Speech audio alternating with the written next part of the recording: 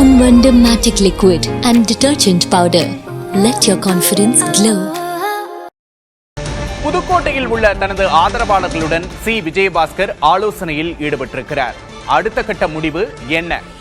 ஆதரவாளர்களிடம் கருத்து கேட்கிறார் சி விஜயபாஸ்கர்.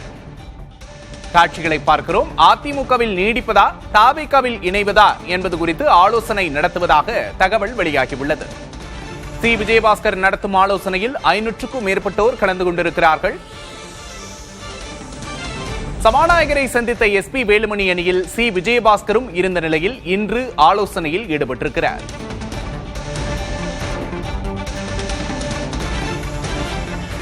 அடுத்த கட்ட முடிவு என்ன என்பது தொடர்பாக சி விஜயபாஸ்கர் ஆலோசனையில் ஈடுபட்டிருக்கிறார். அதிமுகவில் நீடிப்பதா தவேகாவில் இணைவதா என்பது குறித்து ஆலோசனை நடத்துவதாக தகவல் வெளியாகியுள்ளது. கூடுதல் விவரங்களை செய்தியாளர் முத்துப்பழம்பதியிடம் கேட்டு பெறலாம். முத்துப்பழம்பதி, சி விஜயபாஸ்கர் முக்கியமான ஆலோசனை நடத்துவதா தெரிகிறது. என்ன முடிவெடுக்க போறார்? என்ன நடக்குது?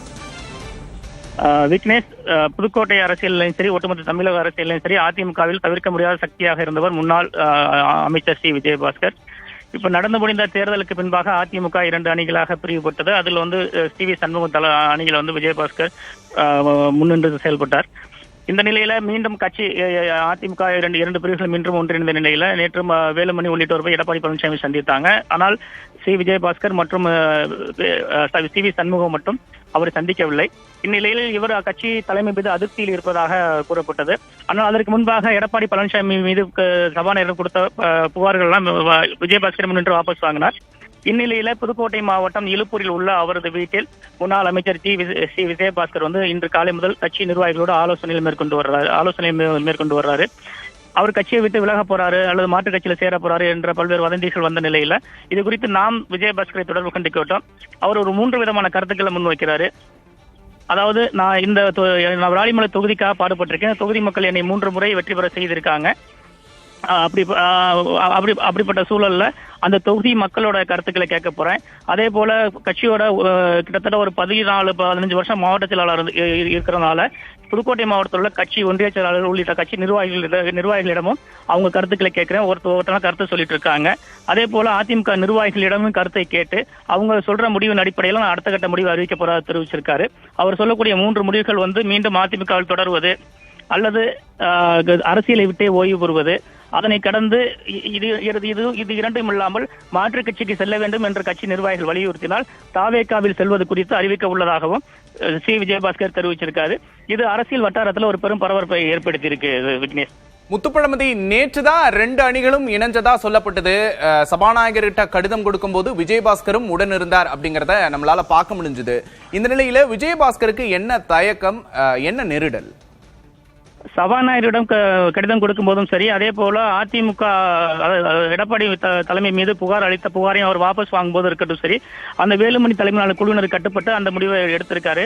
அதன் பின்பு எடப்பாடி பழனிசாமியை சந்திக்க அவர் செல்லவில்லை. இவரும் சி வி சண்முகம் மட்டும் செல்லவில்லை.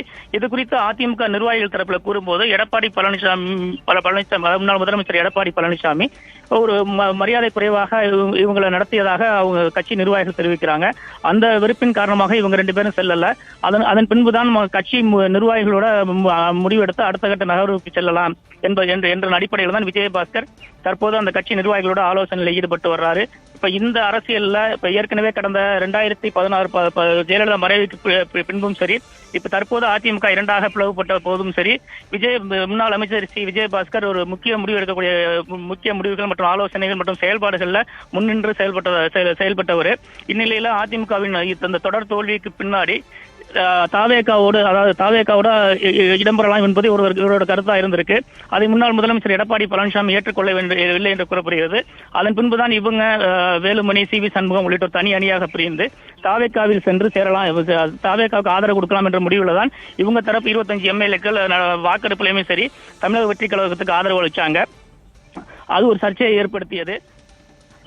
சர்ச்சையை ஏற்படுத்திய நிலையில தான் இப்போ இறுதிக்கட்டமாக இந்த முடிவுக்கு விஜயபாஸ்கர் வந்திருக்காரு. விக்னேஷ், சரி, அடுத்தடுத்த நகர்வுகள் என்ன அப்படிங்கறத பொறுத்திருந்து பார்க்கலாம். விவரங்களுக்கு நன்றி முத்துப்பழம்பதி.